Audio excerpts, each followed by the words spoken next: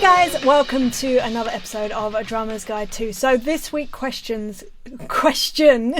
comes from a drummer called Tom Papaluizu. I'm sorry if I have butchered your name. I am horrendous at names, but on Instagram he's Tom P Drums. So there will be a link somewhere in the summary that will give you a link to him. He is asking about covers bands and how to get into the covers circuit. This was a question off the back of another video that I did about breaking out of the cover circuit and into the session world, which the short answer is do both. But he was saying, how do you get into the cover circuit in the first place, which I think is a great question. I can't believe that I didn't think in my own head, that's probably a good idea to do how to get into the cover circuit first. Now, I did another video on covers bands and just basically saying how much I love them. I think they are so invaluable. I think if you can get into a covers band, then do it. It is probably, it's one of the best things that I've ever done for my playing, for my career, for so many aspects of who I am right now, and where I've been, and the amazing people that I've met through it.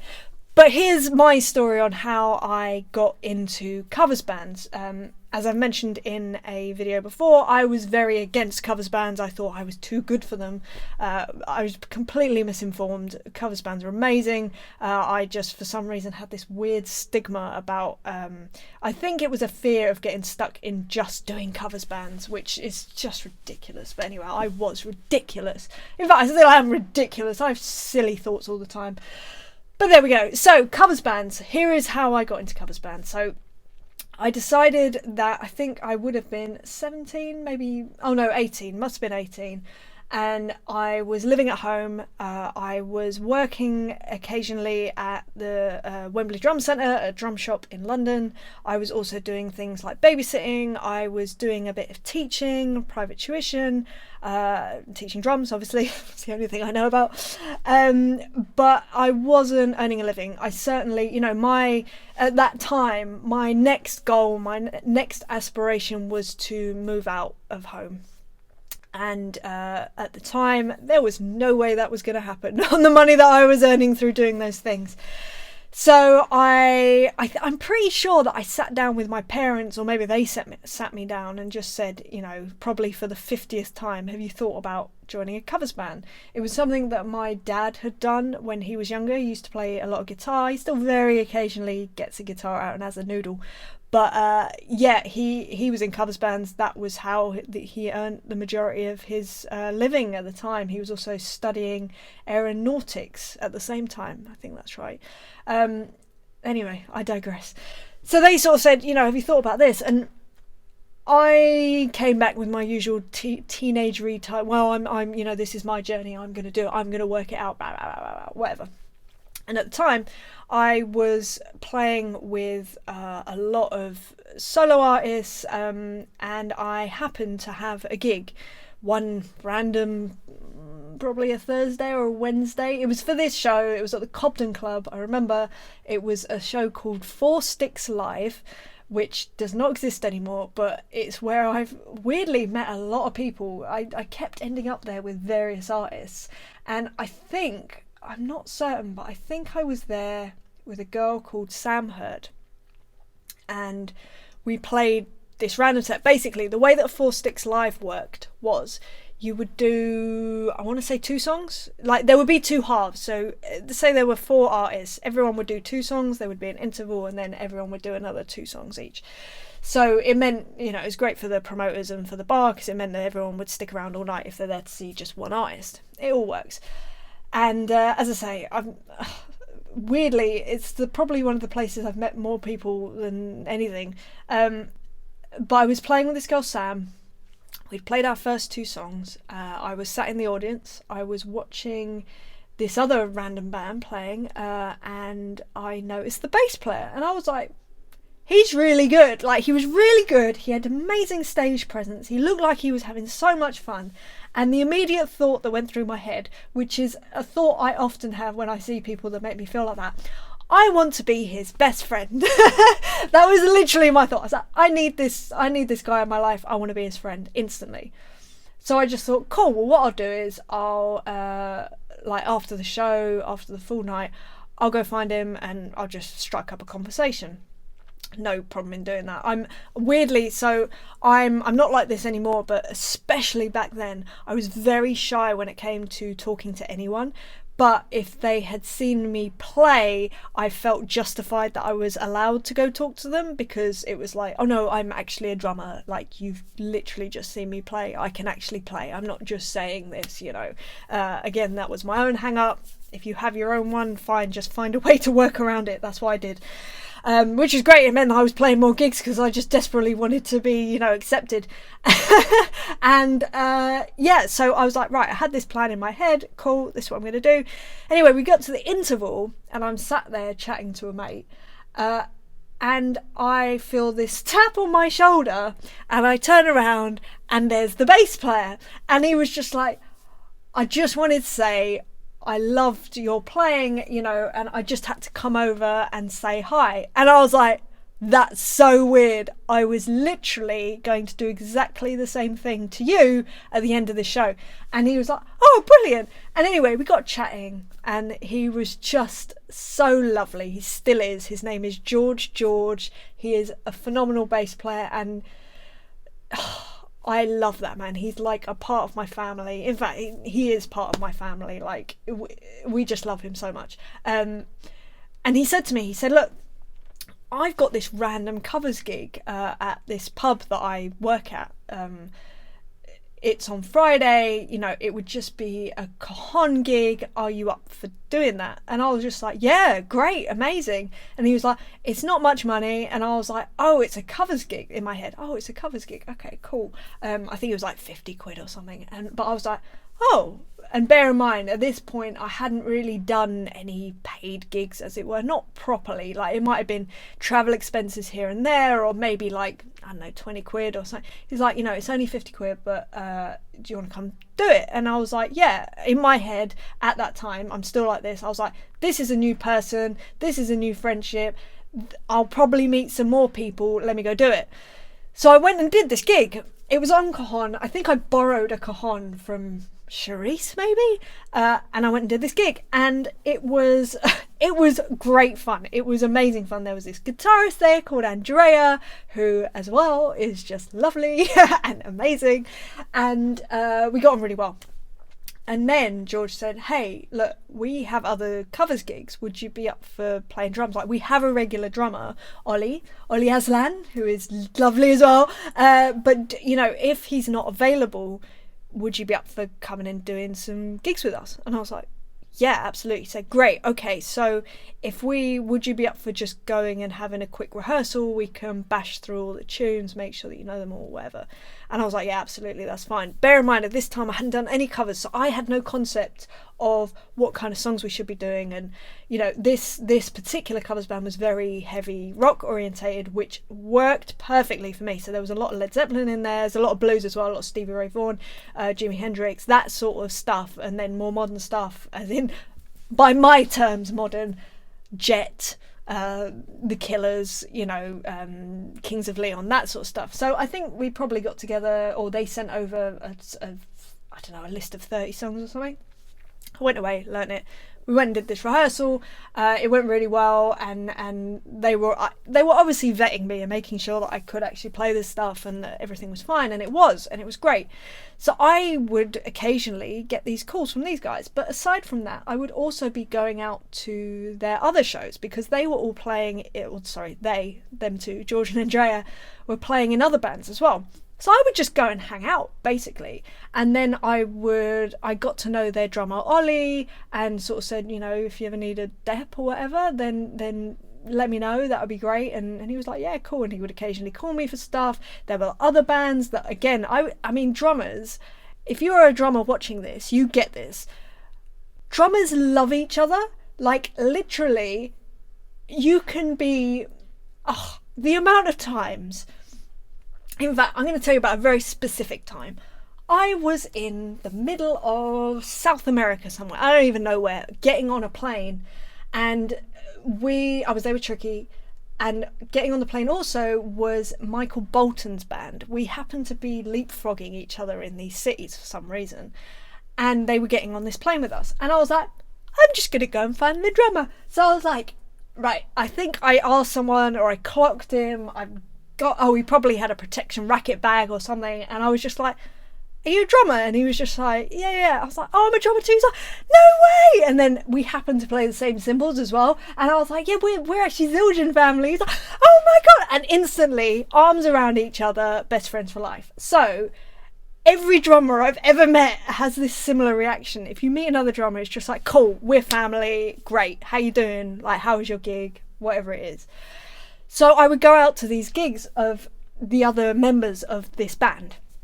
And then I would get chatting to the drummer. Again, just let them know, if you ever need a dep, I'm kicking about, like, let me know. Cool. I would get chatting to the other musicians in the band who might say, oh, actually, weirdly, I've got a gig next week. The drummer just bailed on it. Are you around?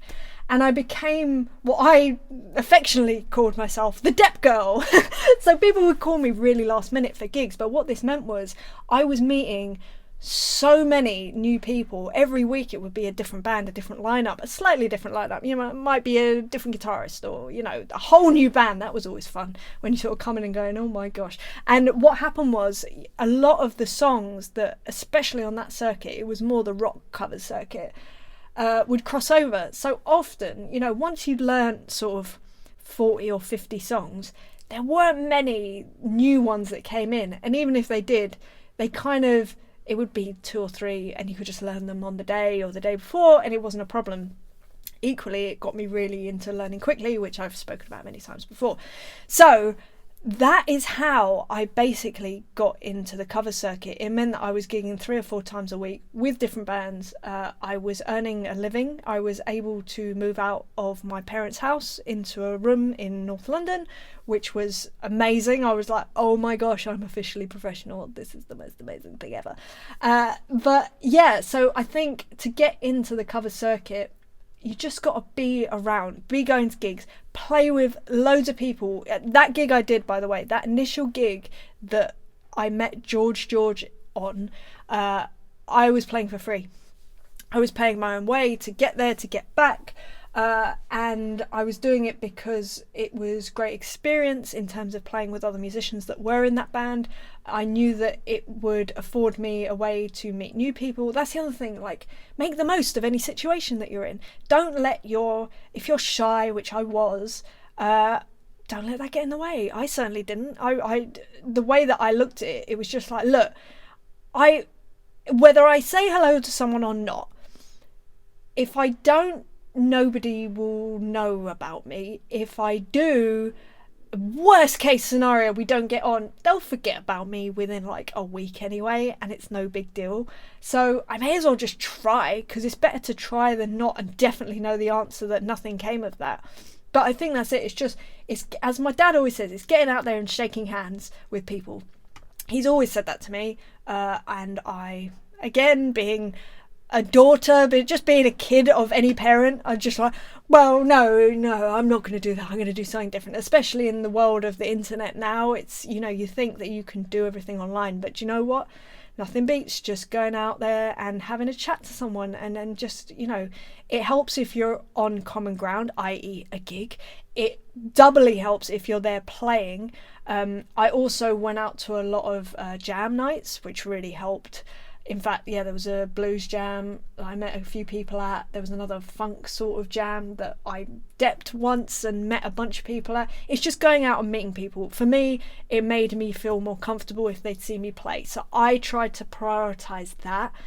So I felt like I was worthy and had a platform to start a conversation. And it especially helped if they had played. Like if we had both played in that same situation as George, because I was able to just go, I love what you do, like I really enjoyed this or that about your playing or whatever it is. It was a starting point, and things can go from there. And that's not to say that every person I've ever met has become, we've been busy mates or, just had these lifelong friendships. They haven't, but that's all right. It's just, at the end of the day, the more people you meet, the more chance you have of finding really nice people to have a chat to. And if you can just take it for that, brilliant. If anything more comes of it, bonus, great, but you know, it's just, don't force it too much. But is it like, without sounding really like, what's the word, not cold, but not calculated, god, that makes me sound like some sort of evil person in a film, but without, you know, it's a numbers game. It is. The more people you meet, the more people you're going to get on with, the more people that you're probably going to have a chance to play with, the more people that are going to know about you, that you can connect with. And that's not just in music, that's just in life. You're not going to meet incredible people just by sitting in your room playing drums for hours on end. As my dad always says, again, I should just turn this into Things My Dad Say YouTube series. You will not, you can be the best drummer in the world in your bedroom, but so what? If you want to be doing this professionally, I hate to break it to you, generally speaking, it means you're going to have to interact with other people. Even if you're a YouTube drummer and you literally, all you do is you record videos in your studio or wherever your space is, which is incredible. And I can't tell you how much respect I have for people that do that. It is unbelievable. I couldn't do that full time. You can do that, but you've still got to go out and meet people. Like, you cannot be a sole human on this planet. It doesn't work. So I hope, Tom, that this very exceptionally long ramble has helped you to think about how you might get into the cover circuit. Oh, also talk about the online thing. A few covers bands that I've gotten into, I just searched online on like things like Gumtree, Star Now, what other ones are there? I can't remember, but there are a bunch of online directories where people post up needing drummers. Personally, just because of the person that I am and the way that where I was at the time I was looking for this, I was only looking for dep gigs. In fact, there's a few Facebook groups that have stuff like that, like need a drummer for this one-off show. If it said that, I was like, I am in 100%, because I didn't want to commit to one band. But again, that's just me personally. If you're happy with that, if you feel like you can get a lot from that, and that's one of your goals, one of the things you want to do, absolutely do it. There's nothing more brilliant than a reliable drummer for a band. Like, you will be worth gold dust, honestly. Gold dust? Worth your weight in gold, I think is what I meant to say. Oh, and the final thing really is, if you really want to do it, and you know, you're not able to go out and gig and you can't find anyone like to gig with or whatever, or you know, you just the right situation isn't presenting itself, basically. That's what I'm trying to say. Create your own covers band. Find a guitarist, find a bass player, find a singer, and create one. Get into a studio, learn 30 songs, and then get in touch with local pubs or clubs that put on shows and just say, want to do a covers thing. You know, it might be that you have to do it for free at first, but you know, you build up your repertoire, you build up your confidence. Maybe you film some stuff, maybe you put together a show reel, maybe you send it off to other venues, maybe, you know, maybe, but you just create it, you make it work. I think that's mainly the main thing that I'm trying to just stress here. You've just got to try a bunch of different things and see what works and see what doesn't, and then try some more. I'm still constantly in a state of trying things, just to see what will happen. They might fall flat on their face. They often do. I learn stuff, I move on, I try something else. But I think that's it. If you really want to be getting into covers bands, you will find a way. Just get out there, go meet some people, go meet other drummers. Drum community is a great place to start, because at the end of the day, there's only so many drummers. Someone won't be available one time, and if they think of you to get you in, great, do that. And again, that comes down to them seeing you play and you having that sort of like that goodwill with them, that well, yeah, they can play, so they'll be able to do it. Just do it. And sometimes it's just about saying yes and then dealing with it, and that sometimes means saying yes for free as well, which I know people find difficult for various reasons, but I think if you think of it as an investment in your career, it's a good way of seeing it. Plus, it's better than just sitting at home twiddling your thumbs, I suppose. Anyway, right, I'm going to go. I'm going to stop rambling. I'm going to stop going on because I feel like I'm about to go down some very strange rabbit hole here, and I'm going to stop myself for your sake. But I hope you're having a lovely day wherever you are. If you have any questions yourself, like Tom did, then please leave them in the comments below or get in touch. You can email me at info@adrummersguide2.com. Okay, hope you're having a lovely day. I will see you next week for another subject. All right, lots of love. Bye, bye, bye, bye, bye, bye, bye.